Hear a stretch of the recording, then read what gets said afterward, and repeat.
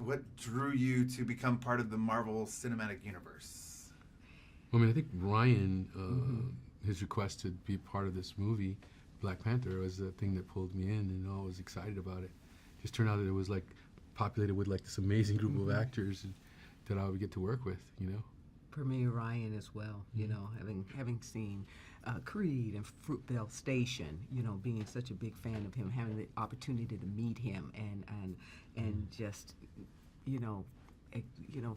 see the type of individual and person he was, one of, you know, such great, you know, character and passion and storytelling ability, you know, so you just knew it was, even without a script, you know, knowing that this forest, Lupita and Chadwick, these creatives, and Danai, and how he was assembling it, and of course it being the Marvel Universe as well. But and the historic trip too, like of the Black Panther himself. Absolutely, and it being monumental and historic, absolutely.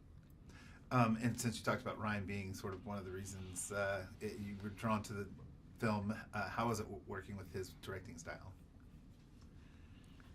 He seemed very collaborative in a lot of ways, but yet very clear on what he felt was the truth. He seemed like somebody who was looking to make the truth happen and allow it to happen. And if he needed to, he would listen to what was going, or else he would like guide it to where he needed it to go. Right, as one of the screenwriters of the project, you know, he was extremely clear. But we also had the benefit of a rehearsal period. You know, we were able to be there. Of course, those who had to do, you know, all the physical stuff, but also to sit in the room and he just welcomed just talking through it and tracking the character and if he would ask you, you know, up until the last moment, are you good with this? Are you good? Are you clear? Does it work for you?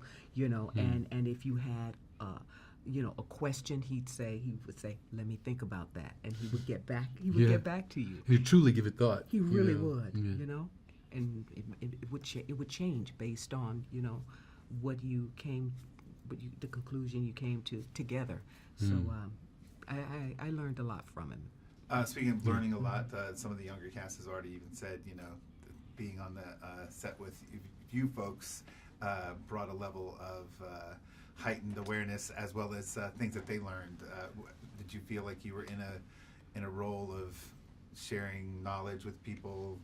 I think Angela's probably more equipped to tell it. I was there for a short period of time, and I could see like the way people were connected to you and stuff. Oh, you know, and so I think they were.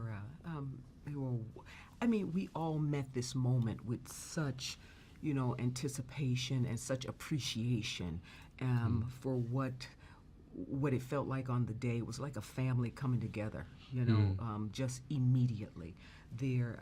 And I think because they've seen us, they've had the benefit of seeing our work through the years, and they come with love, but they also come with great talent and with great preparation, you know, and professionalism. So it's a mutual thing, and it just keeps, you know, building on itself. So. And you've already mentioned the amazing cast that you're surrounded to the left and right always. There was just talent.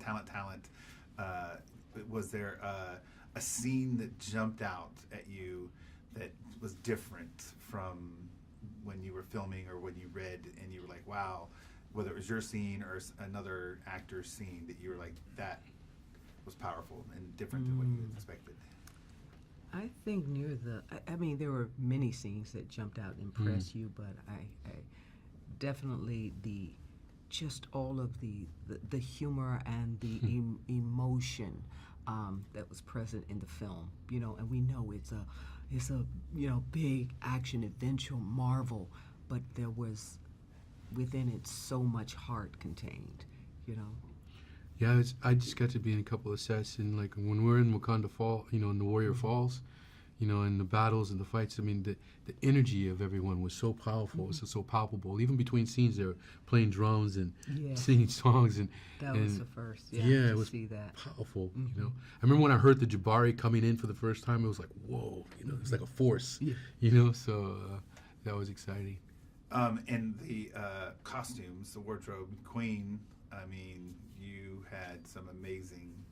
The magnificent Ruth Carter, to visit her in her warehouse of design. I mean, it was humongous. You know, all that she had such attention to detail to the various tribes and what they would wear, whether they're, you know, the Jabari or Ndebele or, you know, throughout the continent of Africa. She brought all that to bear. She was very specific, you know, with it. So it was truly impressive. I think maybe over 700 various costumes, and to make it unique to the character, you know, to the youth, to the modernity of Shuri, you know, a young girl, to the realness of the Queen Mother, to the detail of the Dora Milaje. You know, I was really kind of, you know, jealous amazed, of right? what they had. Oh, the Dora? I was like, oh.